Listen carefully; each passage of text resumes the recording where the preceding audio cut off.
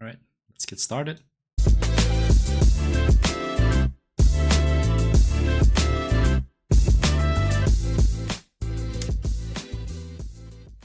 And welcome to a new episode of Friends with Boundaries.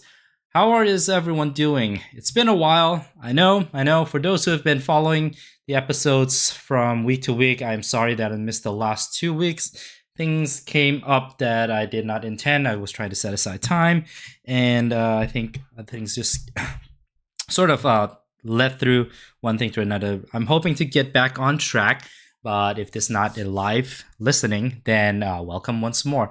If this is your first episode with us, we are in episode 11, actually. I think we're in episode 11. It's been quite a journey to lay out some of the foundations, and we're still laying out foundations, honestly, in talking about how to be better friends with boundaries. My name is Chris Chung, a licensed marriage and family therapist and also a counselor educator faculty member. And I am here to talk one about my favorite topics on boundaries. And this seems to grow across all different areas of our lives.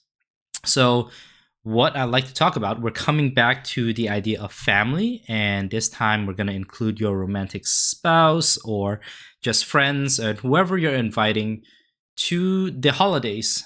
At the time of the recording, we are heading into the season where we think about all these gatherings, all these different traditions that typically surround ourselves or has the message of celebrating things with your family, right?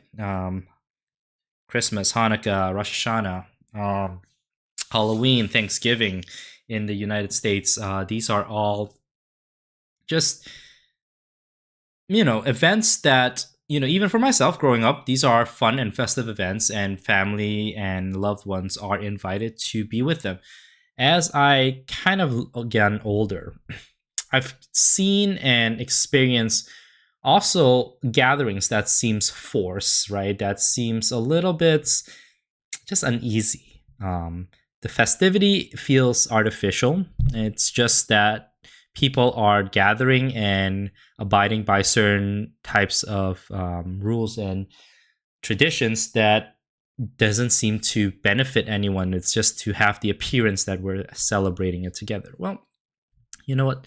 At these events, there's also a lot of comments that we are being given by family members who hasn't seen you in a long time, and particularly in the Asian family. And now I'm learning it's beyond Asian families. My Latinx family, my African American families, my white Caucasian families, you all seem to experience very similar unwelcome comments, such as, "Are you still single? You seem to have put on a little weight.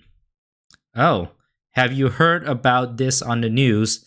And, the other side is just crazy and they're nonsense. I don't know why people bring these and that up."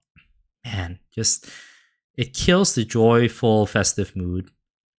And even the food that once was something that I look forward to does not seem worth it anymore, right? To join in these festive holidays.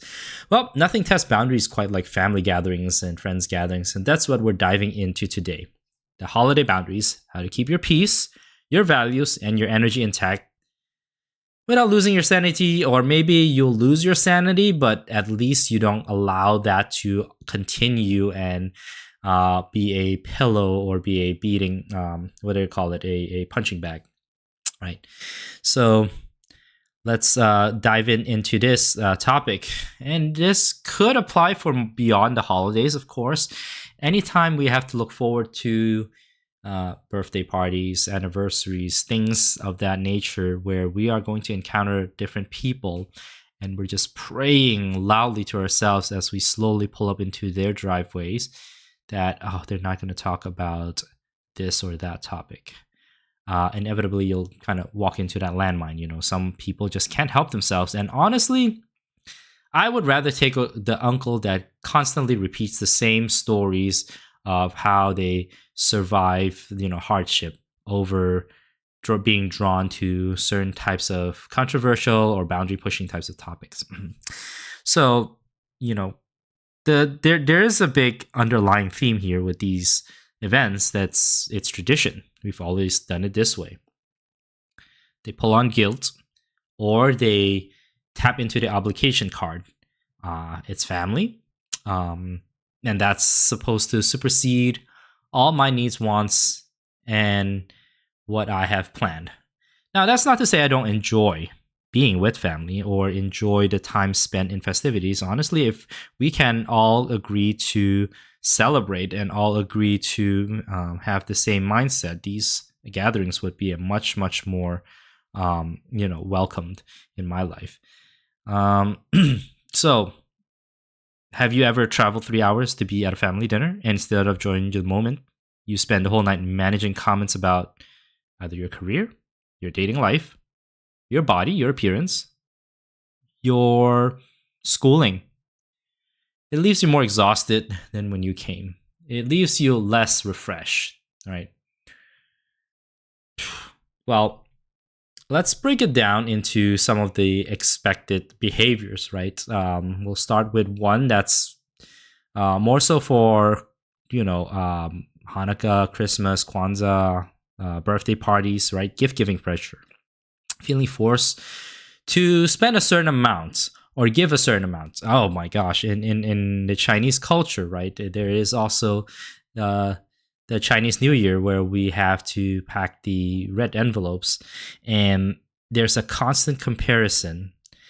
Whatever we have received as children, we got to give back the same, at the minimum, the same value, not the same amount, the same value to future nieces and nephews, or maybe when we go to someone's birthday parties, we're sort of like have this in the back of our mind that we should be giving a certain amount, and it doesn't really take into account how much you are making or what your budget is. It's just the pressure of gift giving. Now, how do we even stop saying no to this, right? It's almost like it's sacrilegious to push back, feeling forced because everyone else is doing it. So I love giving gifts, but I'm sticking to my budget this year. Tell yourself that. Tell yourself that. And if it's the thought that counts, let's lean into that a little bit.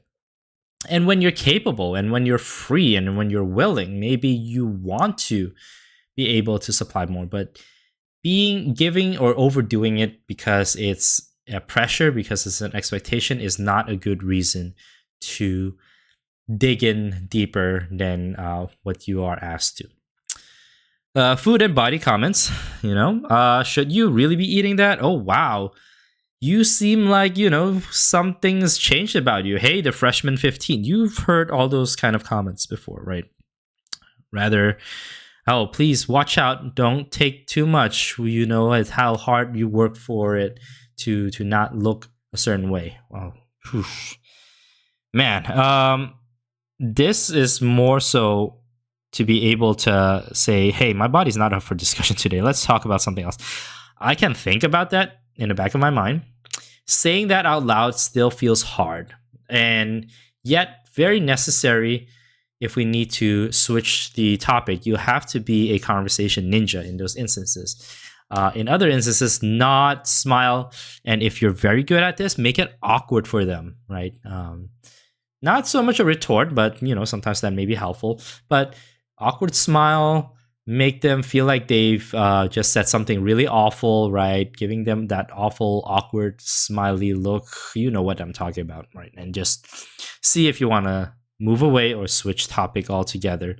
And hopefully they can get the message. And if not, at least you get out of there, right? Politics and lifestyle debates. Oh, highlights of every gathering. In the past, my family has really done well in not mixing politics, but the lifestyle, it's forever always going to be there. What are you going to do after you graduate? How's the dating? Think about marriage. Are you having children? What is your plan for the next 5 years? Aren't you having children yet? Oh, Lord. This one, so many times we have to come up with a very diplomatic answer. We're thinking about it. There's a plan, but nothing concrete yet. And once we have something, we'll let you know. But let's keep the conversation light, or go somewhere else. Let's talk. Let's talk about something else. Politics has definitely become a hot spot, a hot topic, and it has gotten even more contentious over the years, which is a shame because we're not having a conversation anymore. These become debates. These become a war zone, an area where we are fighting about who is right or wrong. And that is not a time that I want to be spending a holiday, a festive time, or a celebratory time with family. Last one, time commitments. An example, being pressured to stay a whole day when you're drained, right? Invited, obligated to go to certain events, dinners, parties, or, being pressured to see family.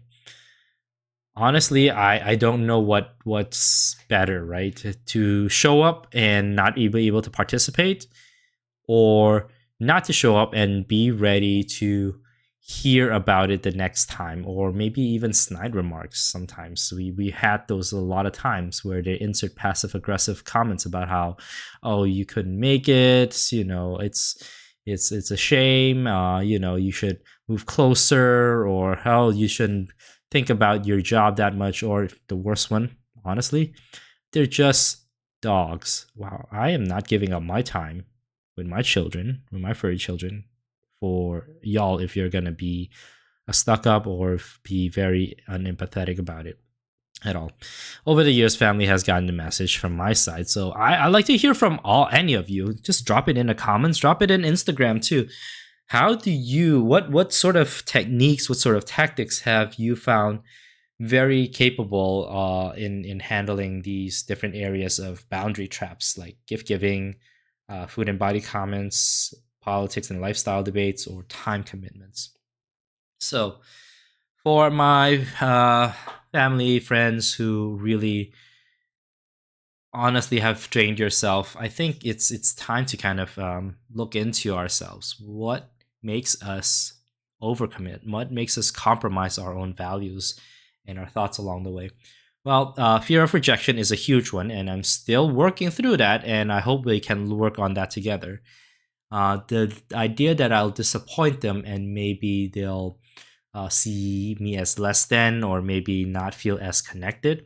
There is still this idea, in balancing that with my family, who, they do make great sacrifices to come to the country at times to visit and want to see us. And so I try to think about ways that would plan ahead, right? Like plan ahead how I can make sure that I'm not tied up with obligations. But that doesn't always work out. And when I do have to let them down, and it sits with me. But certainly it doesn't, it hasn't become a time where I am really forcing myself to make myself available. It's a learned pattern at times when we compromise ourselves. We're taught to keep the peace. Ooh, huge thing in the certain collectivist culture, right? We don't want to rock the boat. We don't want to hear the passive aggressive comments, and so we try to keep the peace. Cultural and generational expectations really can set us up, and often pushes the younger people for to accommodate the older relatives, and many can use the tradition card, as a way to make us feel bad. Right. So, what can we do? Well, I've already talked about one thing. If I have a preparation, if I can know when my family might be hoping to have a gathering, hoping to have a dinner, I try to plan ahead at a certain time of the week, certain time of the month. Really, I can let them know, like, this works for me. Don't let us stop you from, having the party, having the dinner. But certainly, I will be able to join you when during these days, during these hours, during the weekend, for example, right? And so far we've been able to work it out. And once in a while, we will take a weekday, but that's not a regular thing to go see the family. Use and statements. I love catching up with you, and I'm not comfortable talking about my dating life, right? You can certainly open up the conversation about, hey, we can talk about many different things. This is just one area that I am not prepared to have a discussion about. And so that way you're not offering a defensive posture or a comment that seems to push back, but really opening up a way to stay connected, stay in conversation. Take a break, step outside. That's another strategy. Take a walk, excuse yourself, reset your nervous system, re-establish balance into your polyvagal system. And the last strategy and script, have an exit strategy. Drive yourself or have a ride share plan. Maybe nothing's worse than feeling stuck until the party is over. We have, capabilities now to get out, and it's been definitely helpful more and more that I'm able to know that I don't have to stay until the end and stay until everyone is excuse me, ready to leave, but that I can really show myself out when we have completed the important parts of the events, right? And catch up with family, of course. So short episodes, but definitely something that we want to continue building on. So here is a reflection prompt and a challenge for yourself. What boundary would make the gatherings less draining and more meaningful for me?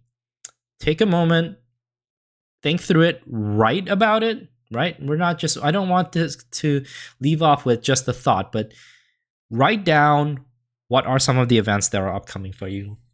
Write down what are some of the strategies you want to employ, or write down what has worked for you and maybe share that in the comments of this video, on Instagram, in email. I would definitely love to hear from you all.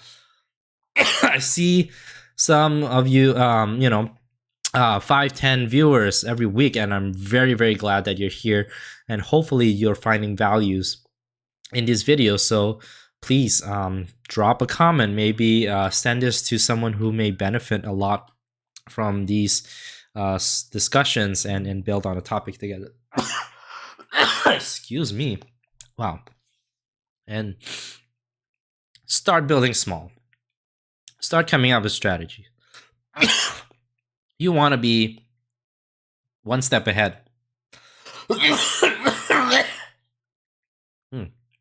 Excuse me. Wow. One step ahead. You know that these things are coming up. Those are things that are well within your control, well within your purview. But definitely, we can't anticipate those things that happen once in a while or happen out of the blue. But at least we have a plan of action, so we're never caught off guard. So if this episode really hits home for you, please check out this book that I think is an amazing book. I've recommended it before. I'll recommend it again. Adult Children of Emotionally Immature Parents: How to Heal from Distant, Rejecting, or Self-Involved Parents. And you can expand this to beyond parents. Maybe you have loving parents, but extended families, grandparents, anyone. Really challenge your boundaries a lot of times. And that's this book will help you understand what are some of the things I can identify, what are some automatic reactions, what are some of the automatic guilts that come up. So we appreciate Dr. Lindsay Gibson for really providing us with words and with ways to identify and grow our self-awareness. And this book also has a lot of worksheets that will help reveal some of your automatic scripts. So give it a give it a listen, give it a read, and you can find it in my affiliate link. If you use that, it will definitely help me support the show and help me continue to do these podcasts. I also like to hear from you. I think that's more of the important things.